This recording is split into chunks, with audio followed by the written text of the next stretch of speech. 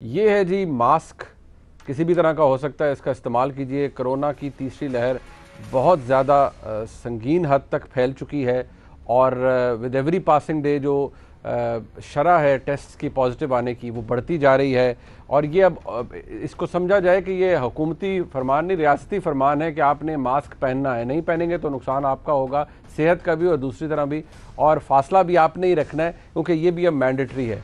लिहाजा इस बात का एहतराम भी कीजिए और ख़ुद को भी बचाइए, अपने घर वालों को बचाइए, जो बाकी लोग आपके साथ हैं उनको भी बचाइए। ये वाहिद ज़रिया है जिससे आप फ़िलहाल बच सकते हैं। वैक्सीनेशन का अमल जारी है लेकिन ऑब्वियसली वो टाइम उसमें लगेगा, हुकूमत को भी हर एक को वैक्सीनेट करते हुए। बहरहाल वज़ीर-ए-आज़म पाकिस्तान का आज का आपने सुना, वो जो साउथ पंजाब है वहाँ पर जो सेक्रेटेरिएट है उसका इफ्तिताह भी कर रहे थे। इनफैक्ट उसके लेइंग स्टोन ले किया गया और वहाँ पर इस सारी काविश का आगाज़ भी हो गया। लेकिन दिलचस्प बात यह है कि वज़ीर-ए-आज़म पाकिस्तान ने एक दफ़ा फिर, ये अगर कहा जाए को 18th टाइम है कि वज़ीर-ए-आज़म ने कहा है कि उस्मान बुज़दार साहब का साबिक वज़ीर आला शहबाज शरीफ साहब से उन्होंने बाकायदा तौर पर चैलेंज किया कि कभी मुआवजा तो करें कि उस्मान बुज़दार साहब की परफॉर्मेंस क्या है, जबकि जो साबिक वज़ीर आला थे उनको उन्होंने मुख्तलिफ खिताबात से नवाजा और ये कहा कि वो एक्टिंग करते थे, कभी लंबे बूट पहन के पानी में आ जाते थे, ये कर लेते थे, वो कर लेते थे। लेकिन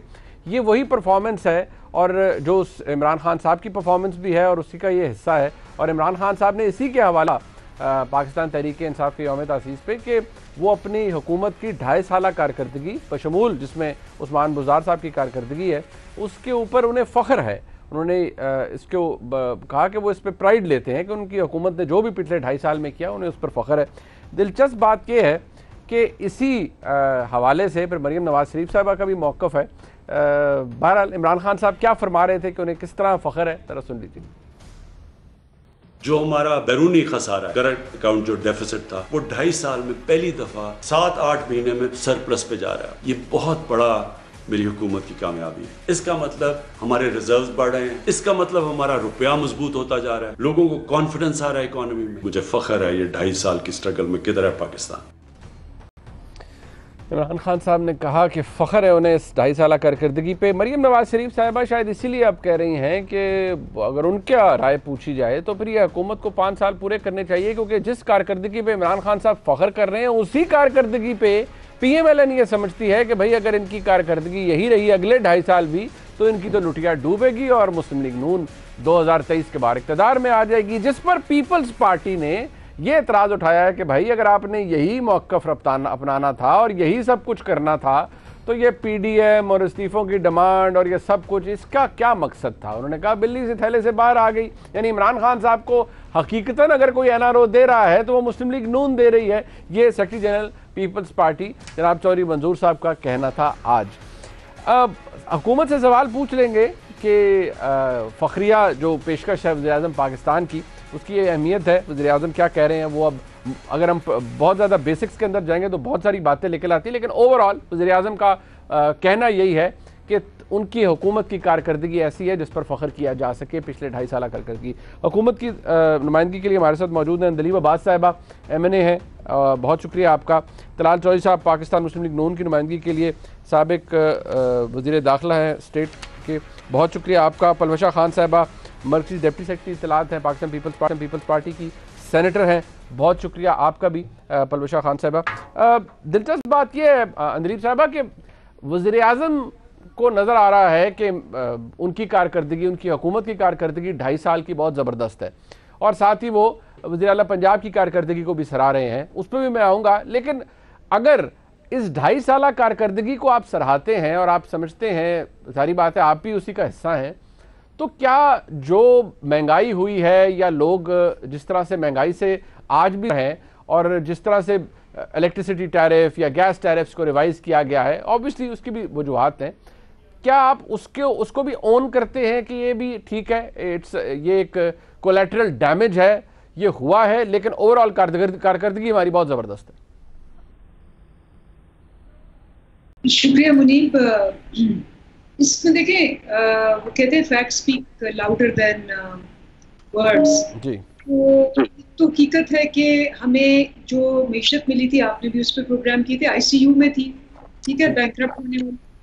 मूडीज ने आपको 2018 में अनस्टेबल, रिस्की और जिसको कहते हैं गैर मुस्तहकम बैंकरप्सी के करीब 2 हफ्ते के सिर्फ रिजर्व्स थे। ठीक। आपको याद है कि 20,000 अरब रुपए का आपको खसारा सिर्फ करंट अकाउंट होता है जो आपने रोज के खर्चे पूरे करने बिल्कुल ठीक है, खानों की पेमेंट करनी होती है, तेल की पेमेंट करनी होती है, ये छोड़ के गए और हमने वो 1 साल उसको स्टेबल करते हुए गुजारा। मूडीज ने स्टेबल और पॉजिटिव आउटलुक दी।